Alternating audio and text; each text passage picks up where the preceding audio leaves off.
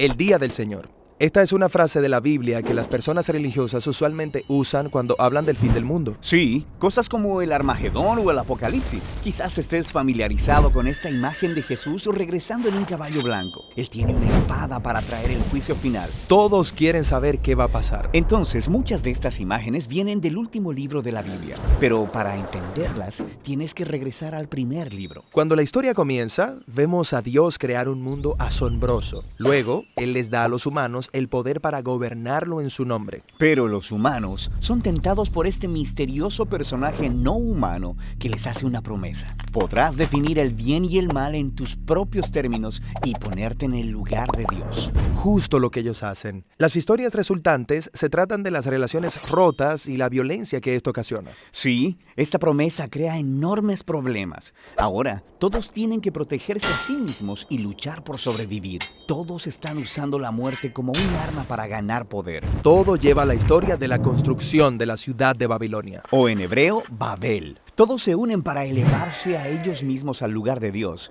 Y Dios sabe lo devastador que esto podría ser. Toda una cultura redefiniendo el bien y el mal como si fueran Dios.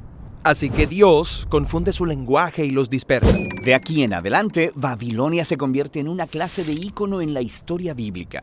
Es una imagen que representa la rebelión corporativa de la humanidad contra Dios. Y la siguiente vez que vemos esto es en la historia del antiguo Egipto. Es cierto, el faraón, rey de Egipto, se siente amenazado por estos inmigrantes israelitas. Él empieza a matar a todos los niños y esclavizar al resto. Esto es realmente malvado. Sí, Egipto es como una Babilonia más grande y malvada. Ellos se cuidan a sí mismos a costa de los demás, redefiniendo el mal como bien. Así que Dios le retorna a Faraón su propio mal. Su orgullo lo impulsó y fue tragado por la muerte. Después de esta gran liberación, los israelitas cantan una canción acerca de cómo Dios es su guerrero que los liberó del mal. Los israelitas se referían a este momento como el día. El día en que fueron rescatados de un sistema humano corrupto. Y cada año, desde ese momento, los israelitas han celebrado el día de su liberación con una cena simbólica de un cordero sacrificial.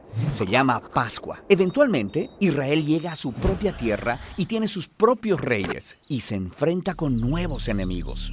Así que ese pasado día del Señor, celebrado en cada Pascua, comienza a generar la esperanza de que Dios traerá el día de nuevo para salvar a Israel de las nuevas amenazas. Ahora, allá en las colinas, había un pastor de ovejas llamado Amós. Él fue designado por Dios como profeta para anunciar impactantes noticias a Israel, que Dios traería otro día del Señor contra sus enemigos. Y esta vez el blanco es Israel. ¿Qué? Tristemente, los líderes de Israel también habían redefinido el bien y el mal por sí mismos, resultando en corrupción y violencia. El pueblo de Dios se ha hecho como Babilonia. Los oprimidos se convirtieron en opresores. Babilonia parece como una trampa de la que nadie puede escapar. Así que el día del Señor viene sobre Israel. Son conquistados, llevados cautivos al exilio. A partir de ese momento, Israel sufrió bajo el gobierno de continuos imperios opresivos. Esta es la historia en la que nació Jesús. Sí, en ese tiempo el imperio opresivo sobre Israel era Roma. Entonces, ¿va Jesús a confrontar a Roma, deshacerse de ellos? Bueno, no. Jesús vio como el verdadero enemigo a ese mal misterioso y no humano, ese mal que había seducido a Babilonia, Egipto, Roma e Israel.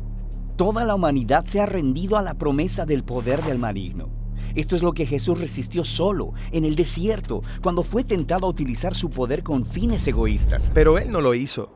Después de eso, Él empezó a confrontar los efectos del mal en los demás. Empezó diciendo que iría a Jerusalén para la Pascua, para una confrontación final con el mal de Israel y Roma, muriendo. Morir. Pero eso luce como un fracaso. Jesús dejaría que el mal agotara todo su poder sobre él, usando su única arma verdadera, la muerte. Jesús sabía que el amor y la vida de Dios eran todavía más poderosos, que Él podía vencer al mal volviéndose el Cordero de Pascua, entregando su vida en un acto de amor. Y algo cambió ese día. Cuando Jesús derrotó al mal, Él abrió un nuevo camino para que cualquiera pudiera escapar de Babilonia y descubrir esta nueva clase de poder, esta nueva forma de ser humano. Ok. Así que algo cambió, pero el poder del mal todavía está vivo y funcionando, y nosotros seguimos construyendo nuevas versiones de Babilonia. Cierto. El último libro de la Biblia, Apocalipsis, apunta hacia el futuro y el último día del Señor. Es cuando el reino de Dios viene a confrontar a la Gran Babilonia. Es la imagen de todas las naciones corruptas del mundo. Sí, eso es todo. El Armagedón, el juicio final. ¿Cómo acabará Jesús con el mal? Bueno, no es lo que podrías esperarte.